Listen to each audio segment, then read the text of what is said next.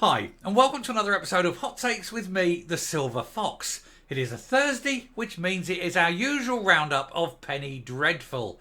And today, the lovely Penny got up into the House of Commons and eviscerated old Badger Brock for the about 23rd time, I think. She stood there, she looked into Brock's soul. She reached in, grabbed the heart, squeezed it, drained every drop of blood, dropped it on the floor, and then trod on it with the heel of her exquisite stiletto. It was a beautiful thing to see. We will go through it now, and we will look at what she said. And it goes to show how marvellous Penny really is. And if this woman doesn't become the next leader of the Tory party, there is something wrong. And don't get me wrong, I don't like the Tories, but I think she would be the most excellent leader they could possibly have, especially after what she did today to Brock. Deep breath, you're going to love this. I know I'm not going to sing, but you're going to like it. Here goes. Now, before we get into it, I just have to do a shout out to my son.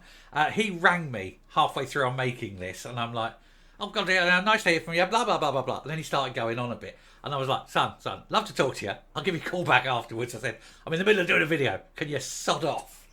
And he's like, oh, that's just bloody charming, that is. So, Tom, I said I'd mention you, and now I have. And of course, you're a marvellous man. He's 33. He's not a child or anything, don't get me wrong.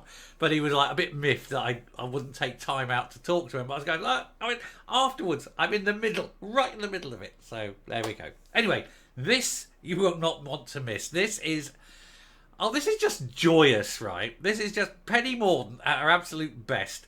And poor old Brock doesn't have anywhere to go. Penny Mordaunt rewrites Christmas classic with festive roundup of the 12 SNP failures. She's obviously worked very hard on this, and I've got to say well done. Gearing up for the festive holidays, the Tory MP had a sing-song at the SNP's expense with jibes at Peter Murrell's car, police investigations and budget spending. And there she is, looking very fervent and, that's Penny in attack mode. She's coming for you. When pennies are coming for you, you'd better run and duck. She has a big sword, you know. Anyway, Penny Mordaunt MP delivered a festive takedown of the SNP's Deirdre Brock.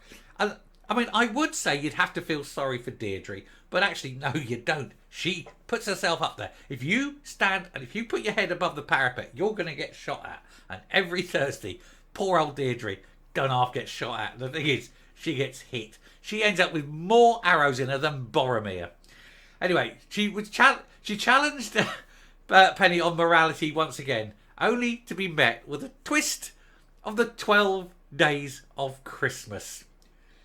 Confronting her SNP rival at the House of Commons, Miss Mordaunt told it was pantomime season is truly upon us, she said, after her scathing assessment of the Nationalists' morale at last week's interaction.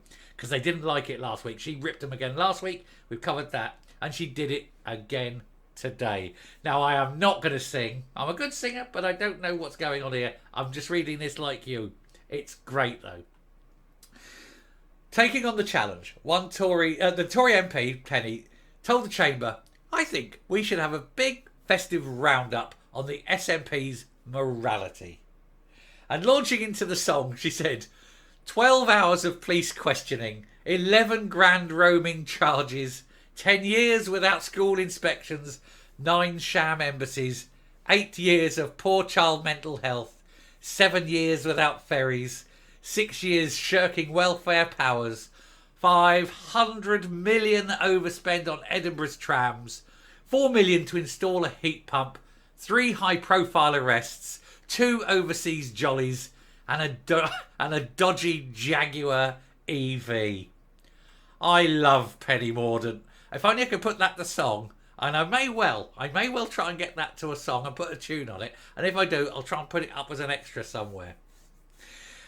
Even Miss Brock couldn't help but smile. Miss Mordaunt said, I have succeeded in bringing a smile to her face, and I must thank her for being the gift that keeps on giving at Christmas.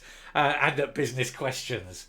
And I hope that in 2024, I said 2020 there, but they should mean 2024, Better things are destined for the Scottish people. Yeah, as in an election and the SNP getting wiped out, I presume. Miss Brock said, last week the leader was unwilling or unable to answer my question about her government's latest immigration mess.